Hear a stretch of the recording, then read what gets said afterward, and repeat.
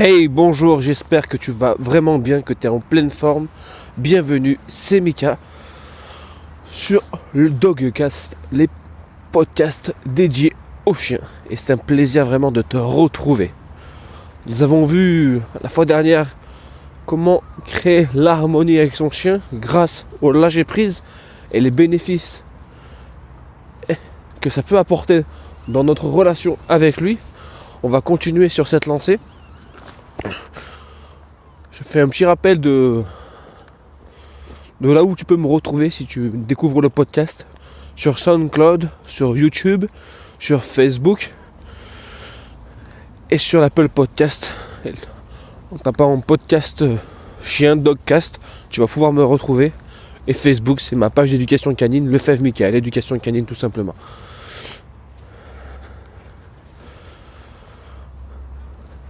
Et en fait, j'ai envie de te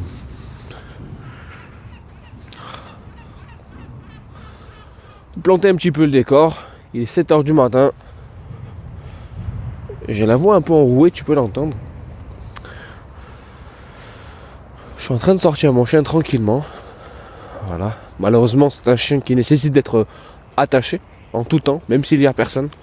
Et j'aime m'efforcer de respecter cette loi, par exemple, au moins en ville. Lorsque je suis en ville, je respecte un maximum cette loi. Et lorsque j'ai la chance de pouvoir aller un peu plus en campagne, en forêt ou en montagne, vu que je sais qu'il a un comportement qui est correct, on va dire. Ça dépend ce qu'on place comme correct, bien sûr, c'est chacun sa vision. Mais il a un très bon rappel, je fais ce que je veux de lui. Enfin, c'est très contrôlé tout ça, mais il se comporte bien, quoi. Il a une bonne attitude, si tu préfères. Seul éventuel problème qu'il pourrait avoir, c'est sa sociabilité avec ses congénères. Il est hyper sociable. Alors dans un monde utopique, ça ne serait pas un problème. Mais chez nous aussi. Parce que beaucoup de personnes refusent le contact avec leur chien, et je le comprends. Parce qu'on ne sait pas sur quel chien on tombe, sur quelle personne on peut tomber. Allez viens. C'est bien. Et donc c'est toujours agréable de pouvoir sortir matinalement comme cela, où le soleil se lève à peine. J'adore ce moment-là. Et j'essaye vraiment de sortir tous les jours à la même heure. Je m'efforce de sortir tous les jours à la même heure. Et ça va, en fait, on va entamer sur le thème du jour, en fait, grâce à ça. Beaucoup de personnes me contactent et me disent, tu sais Mika, je t'appelle. Si vraiment je t'appelle, c'est que j'ai tout essayé. Là, je leur dis, ah, c'est très bien.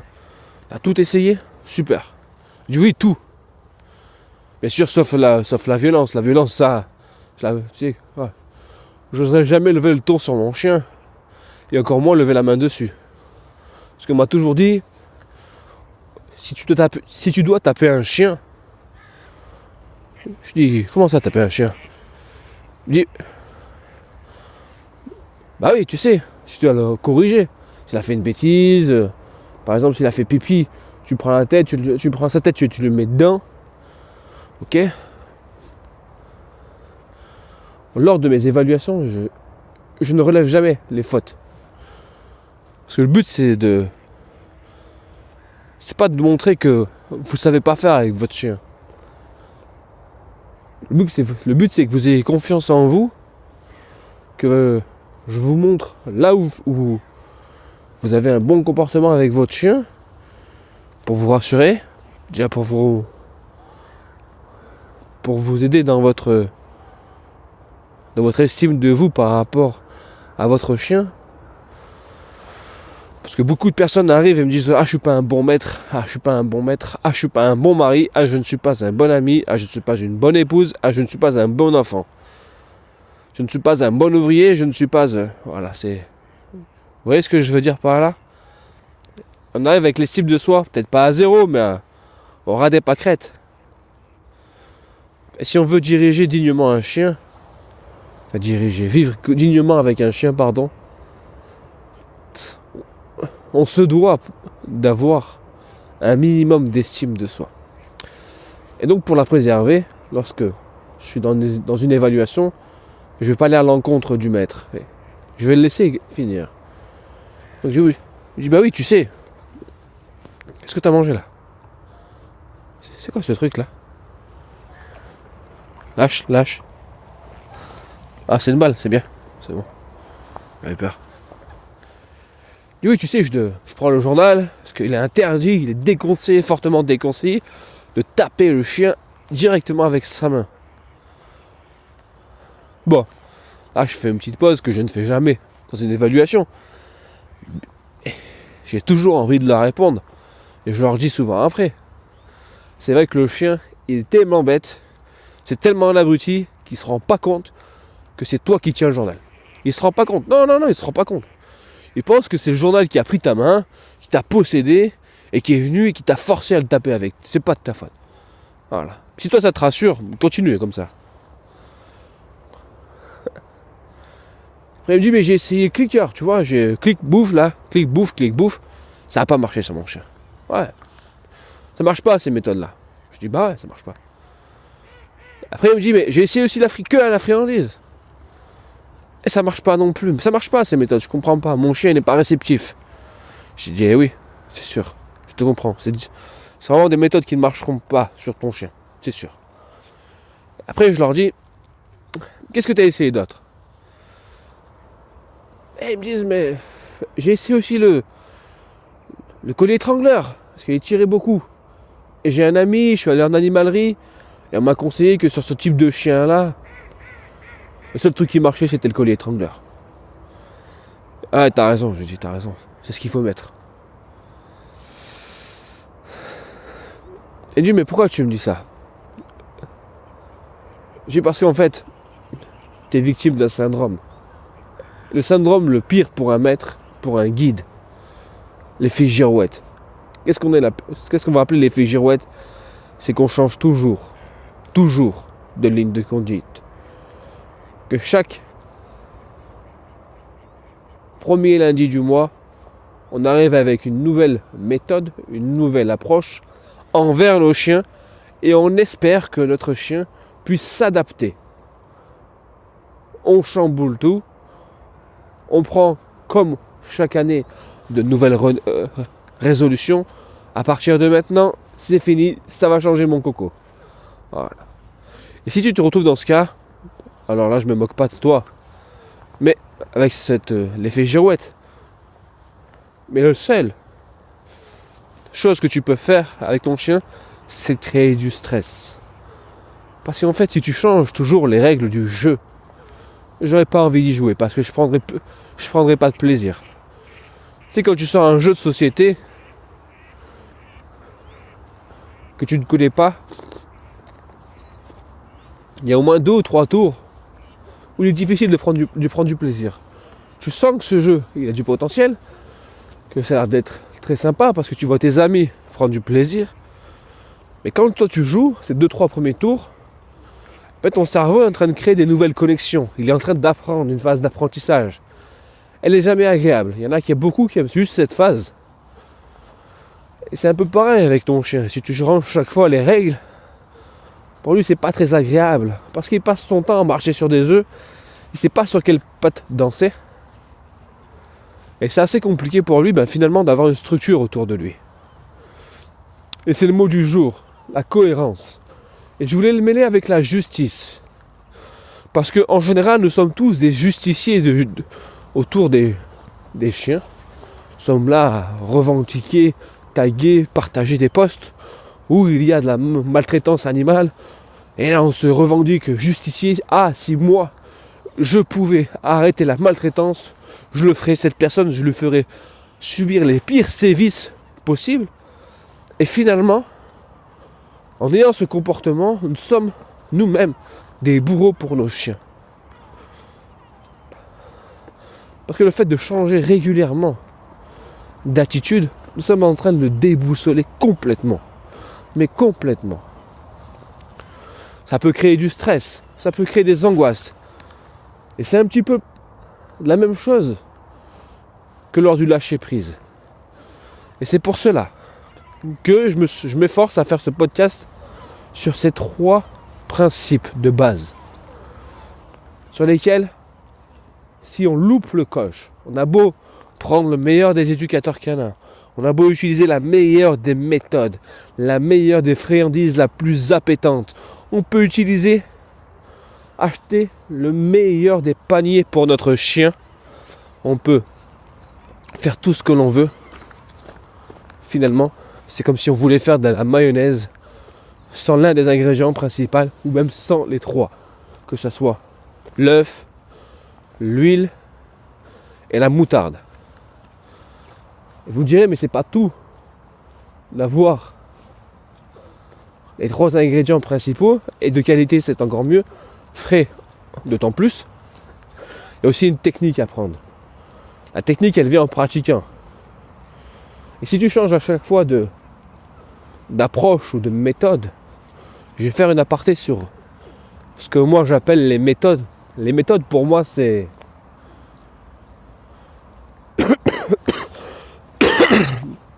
ça serait finalement, je sais pas si je te l'ai déjà expliqué, mais le charpentier, son métier, il n'est pas manieur de marteau. On dit pas, je vais aller voir monsieur le marteau. Non, je vais aller voir monsieur le charpentier. Pourquoi ? Parce que le marteau est un outil. Comme la méthode positive est dans l'éducation canine. Comme le clicker training est dans l'éducation canine. Comme ce qu'est ton caractère, c'est un outil pour façonner ton chien dans l'éducation canine. Et comme le charpentier n'a pas qu'un seul outil, tu te doutes bien que pour monter une charpente, avec juste un marteau, ça peut aider. Mais il faudra encore toute une panoplie d'outils, des scies, des outils de traçage, des outils de mesure, et des outils de levage pour pouvoir avoir la meilleure des réalisations possibles. C'est un petit peu pareil avec le chien. En fait, dans chaque circonstance, je vais essayer d'utiliser l'outil le plus adapté. Je vais avoir du mal à planter un clou avec une scie. En contrepartie, je peux couper du bois avec un marteau. C'est possible avec le bec. Voilà. Mais voilà le résultat souhaité. Et essayer de couper du bois avec un marteau, c'est comme utiliser un outil coercitif. Encore plus quand il est mal utilisé. Alors j'arrive pas à comprendre et à saisir. Je ne suis pas forcément contre les personnes qui utilisent. Moi, chacun est libre de faire ce qu'il veut. Il voit midi à sa porte. Chacun a le droit de faire subir à son chien ce qu'il veut. Mais qu'il ne me dise pas qu'il aime les chiens ou autre. Quand il utilise un outil ou qu'il a un comportement qui peut détruire son chien. Chacun est libre de faire ce qu'il veut. Et comme celui qui voudrait couper du bois avec le côté pointu du marteau, pas le côté plat, pas ce côté avec lequel on enfonce les clous, mais de l'autre côté, il va arriver à ses fins, mais le résultat sera pitoyable. Et quand on utilise des outils et qu'on les utilise mal, tels que le collier électrique, ce qu'on appelle le collier à pic, voilà, ou le collier chaînette étrangleur, déjà c'est un rapport de force que j'essaie de ne pas avoir avec mon chien. Donc quand mentalement je l'ai, j'essaie vraiment de le fuir, parce que le but c'est pas de créer une relation dans le conflit.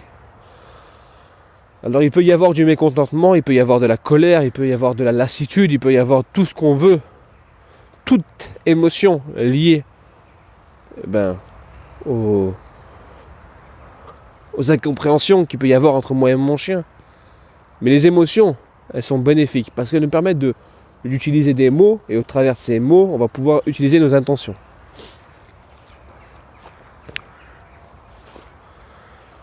Et quand tu utilises tous ces outils, que tu sais pas lequel garder, tu es encore une fois dans l'effet girouette avec ton chien. Et donc l'idéal dans cette situation, c'est de trouver une personne qui va te conseiller. Alors je pense que je suis bien placé pour cela. Mais il n'y a pas que moi, il y a d'autres personnes. Et de faire ton propre opinion, ton propre avis Non pas en fonction de ce que je dis, de ce que d'autres peuvent dire, de ce que tu peux lire, entendre, voir, mais ce que tu ressens au fond de toi. Ça va t'éviter d'avoir un masque. Et le masque, là c'est... Alors je sais pas ce que le chien pourrait ressentir. J'ai jamais trouvé une recherche qui pourrait parler de cela. Mais moi je vais te dire ce que je vois au travers d'un masque. J'appelle ça... Ouais. Comment je peux appeler ça? Tu te moques de ton chien. Tu l'insultes en fait. Tu insultes ton chien. Quand tu joues l'éducateur canin pendant 15 minutes, parce qu'on te vend des méthodes à 15 minutes pour éduquer un chien, qui est une véritable aberration, excuse-moi, c'est une aberration, de vouloir éduquer un chien en 15 minutes, surtout que tu n'es pas là pendant 8 heures, tu es en train de bosser. Tu veux rentrer, tu le laisses pendant 8 heures tout seul, donc livré à lui-même, et tu espères que dans l'addition, dans la balance, tes 15 pauvres minutes par jour peuvent peser dans le façonnage de ton chien. Une aberration, c'est une aberration. Voilà. Je fais 30 km dans un sens, et je pense pouvoir retourner à mon point de départ, ne serait-ce qu'en faisant 5 km. C'est impossible, il faut en faire au minimum 30. Ce que je veux dire par là, c'est qu'il faut passer autant de temps que possible. Il faut passer autant de temps que possible avec son chien. Et l'éducation, elle se fait Enfin, c'est écrit dans les plus vieux écrits. Du matin que tu te lèves, c'est-à-dire qu'au premier regard que tu vas lancer à ton chien, et au dernier regard que tu vas lui lancer, c'est ton attitude, c'est ton mimétisme. C'est avec mimétisme, qui va t'observer et reproduire ton comportement. Et c'est ta cohérence. Quand tu as décidé de mettre ton chien au panier, parce que pour toi c'est là qu'il doit être, il n'y a personne qui peut te dire si c'est bien ou mal. Il n'y a personne. Il n'y a que toi qui le sais. Parce que ça dépend comment tu le fais, avec intention tu le fais. Le chien a besoin d'un repère. C'est une certitude. Il a besoin dans un espace, de retrouver un endroit où il peut avoir se retrouver son calme, il peut retrouver sa sécurité, sa sérénité. Donc c'est à toi de lui offrir. Mais dans quelles conditions tu veux lui offrir? Avec quelle forme d'apprentissage tu veux faire? Un apprentissage express, 15 minutes par jour, avec beaucoup d'attente, beaucoup de pression. Parce que certes, tu balances des friandises, certes tu balances du clicker, mais les émotions que tu envoies, c'est un leurre tout ça. Parce que ton chien, il est capable de sentir tes émotions. Alors on te dit, n'utilise pas ta voix, parce qu'avec ta voix, tu pourrais perturber ton chien. Mais, entre toi et moi, qu'est-ce qui est le plus difficile? Quelqu'un qui nous regarde avec du mépris, de la colère dans les yeux, et qu'on sent qu'il a la haine parce qu'il n'arrive pas à obtenir ce qu'il veut, et qu'il se sent ridicule face à son chien, et qu'il regarde sans parler, sans un mot? Ou quelqu'un qui est en colère, et qui a le même sentiment, mais qui essaie de les exprimer, et qui laisse évacuer? Quel est le pire? Moi je préfère quelqu'un qui me le dit franchement, que quelqu'un qui le dit, qui le pense et qui ne le dit pas. C'est juste une question de point de vue, encore une fois. Et c'est là où c'est important, c'est la cohérence. Sois cohérent avec ce que tu vis, avec ce que tu es. Tu n'es pas un éducateur canin, tu es son maître. Je ne suis pas éducateur canin, je suis coach envers les humains. C'est le nom pour pouvoir me cataloguer, pour que Google puisse me référencer, pour que je puisse être dans les pages jaunes, pour que quand tu recherches quelqu'un, tu tombes sur une personne qui est éducateur canin, tu tombes pas sur un coach sportif. Mais moi je suis là pour t'apprendre à gérer, apprendre à comprendre ton chien, t'apprendre à apprendre à ton chien. Je suis là aussi pour apprendre à ton chien certaines choses. Mais qu'est-ce qui fait que je suis un éducateur avec ce que je vais appeler l'effet Kids Cool? Waouh, il prend mon chien et mon chien il arrête. Waouh, il est trop fort, il a un don. Ce mec là, il a un don, c'est César Milan. Non, mais non, je suis désolé. Non. Dans ma formation professionnelle, on m'a juste appris à être neutre. Et je vais t'expliquer que ça, c'est du pipeau. Ça, c'est de la cohérence et c'est du pipeau. Parce qu'en fait, à chaque fois que je viens voir ton chien, je suis neutre avec lui. Et donc, il sait que dans mon caractère, dans mon attitude, je dégage une neutralité. Alors, je suis ni dans le sentiment, ni dans la colère, je suis dans l'espace-temps, je ne suis pas présent, je suis dans l'instant. Et quand j'envoie un ordre, j'envoie un nom, un son, un mot qu'il a assimilé avec une posture que lui peut adopter. Par exemple, si je demande à un assis, je m'en fiche que ton chien ou mon chien s'assoit. Il a compris le mot. Voilà. Quand il est chiot, quand il est petit, je vais le guider. Je vais, comme, je sais pas moi, comme un masseur, je vais essayer de le diriger de manière à ce qu'il pose ses fesses au sol, mais de manière la plus délicate. Et là, je vais envoyer un son assis, tu vois. Et à force, il va assimiler. Et en grandissant, il comprendra qu'à chaque fois qu'il va entendre ce son, le si, le a assimilé, il y a cette posture qui en découle. On n'est pas bons, nous, les éducateurs canins. On connaît juste le chien, on est juste neutre. Et on est payé pour être bon. On est payé pour être bon. Pourquoi je dis ça? Est-ce que c'est pour me décribiliser? Non, c'est pour te rassurer. Rassure-toi, tu es un bon maître. À partir du moment où, ne serait-ce que tu écoutes cette podcast, où tu fais des recherches sur la vie de ton chien, tu es un bon maître. Tu es un bon guide, tu es un bon humain. Tu fais pas le bon, mais ton chien fait pas le bon non plus. Et entre eux, ils font pas toujours le bon et se remettent à leur place. Mais entre eux, parce que c'est leur chose. Est-ce que tu as déjà vu un singe aller remettre un lion à sa place? Enfin, ou un gorille plutôt, ça serait plus voilà. Ou un tigre aller expliquer à un lionceau comment il doit se comporter? Non, t'as jamais vu ça. La nature, elle laisse les choses se faire. Donc, est-ce que ça veut dire, encore une fois, que tu dois laisser ton chien faire? Non, évidemment, bien sûr que non. Mais t'es pas là pour corriger un chien. T'as pas les mêmes codes que lui. T'as pas la même pression dans la mâchoire. Tu connais pas ses points. Voilà, les points d'ancrage. Je peux appeler ça des points d'ancrage où la mère elle va pincer pour lui dire oh, t'arrêtes maintenant, ça suffit. Voilà, tu sais pas le faire, tu vas vouloir imiter, mais ça va être fouillon, ça va être brouillon, ça va être maladroit, ça va être mal fait, surtout et mal interprété pour ton chien et par toi. Par exemple, si tu prends un chien, tu le couches sur le dos et tu le secoues, bah pour là, ça peut être une mise à mort pour lui. Est-ce que tu as envie de mettre à mort ton chien? Non. Bah alors pourquoi tu le fais? Mais tu le sais pas et c'est normal. Et tout ça, c'est des incohérences qui vont créer du stress chez toi. Donc le mieux, pour éviter les incohérences, c'est de lâcher prise. Lâche prise. Et confiance en toi. Confiance en ton chien. Prends une ligne de conduite. Choisis tes principes. Et vis en fonction de tes principes. Et là, tu n'auras ni méthode, ni approche, ni rien, ni well-look qui puisse être une entrave entre toi et ton chien. Tu auras juste ton attitude, ton chien et une panoplie d'outils. Alors libre à toi de choisir des outils qui vont pouvoir torturer ton chien, c'est toi qui choisis. Hein. Moi je te le déconseille fortement. D'utiliser la force avec un chien, c'est une aberration. Voilà.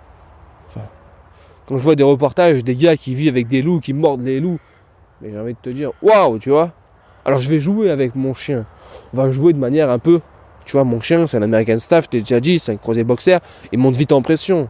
Il y a du répondant de mon côté, je monte, mais j'aime ça. Quand j'étais petit, j'avais des chats, je faisais la même chose, je me bagarrais avec mes chats.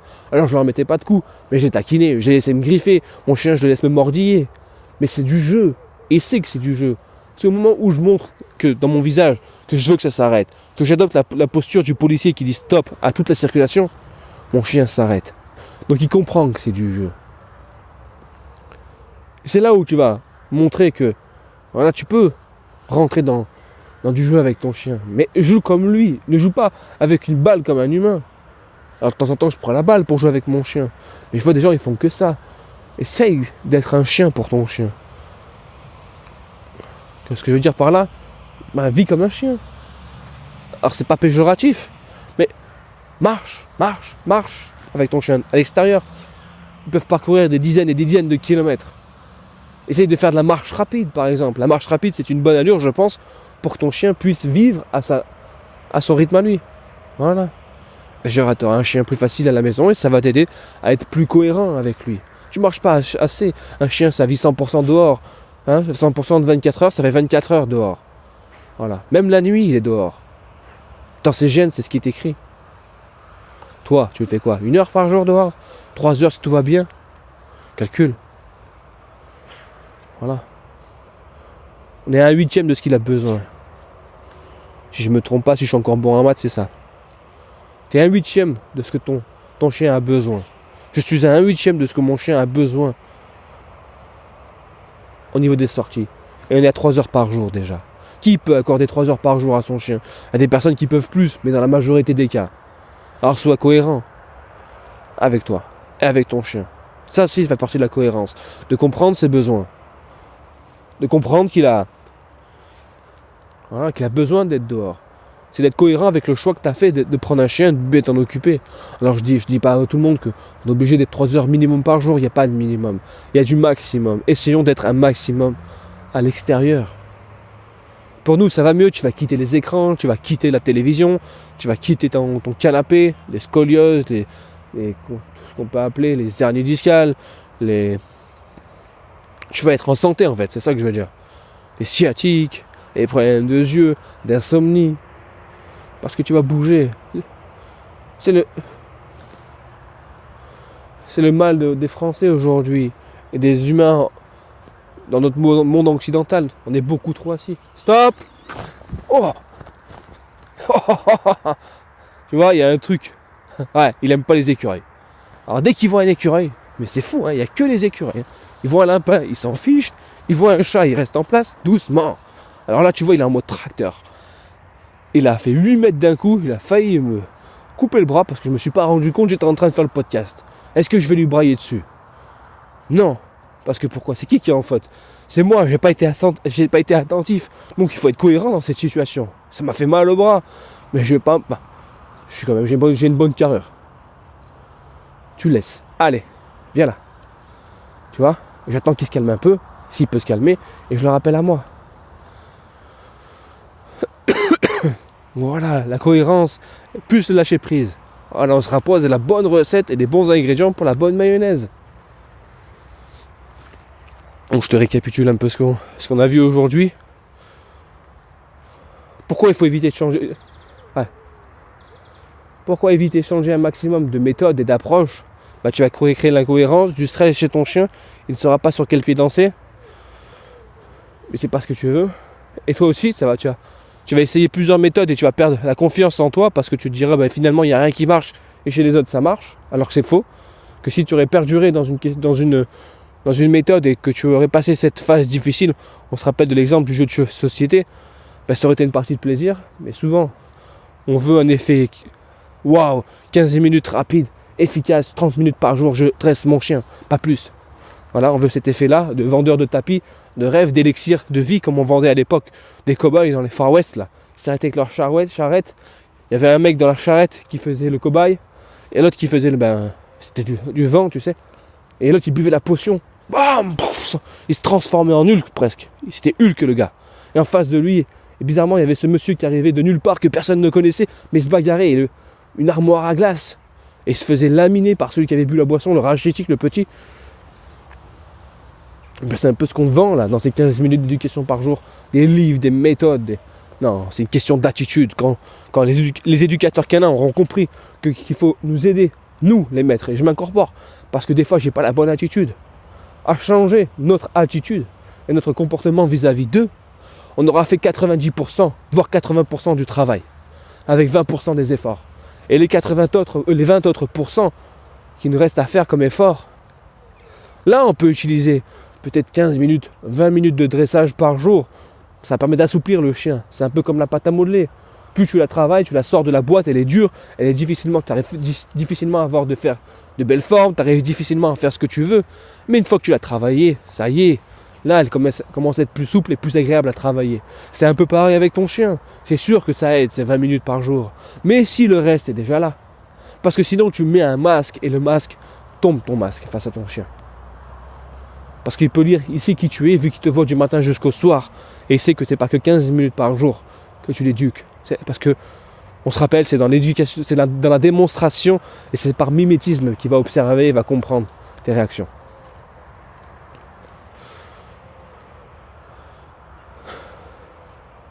C'était un plaisir de te retrouver aujourd'hui. N'hésite pas à me laisser un commentaire, à partager à une personne certainement qui a un chiot, qui prend un chiot, ou qui va adopter un chien adulte, ou quelqu'un qui est une amie à toi, une connaissance à toi, ou un ami peut-être, qui est en recherche vis-à-vis du chien. Et lui expliquer un peu la vision qu'il y a sur ce podcast, que c'est lui qui est la flamme entre son chien et lui. Et finalement, le chien, c'est juste un combustible. C'est quelque chose qui brûle.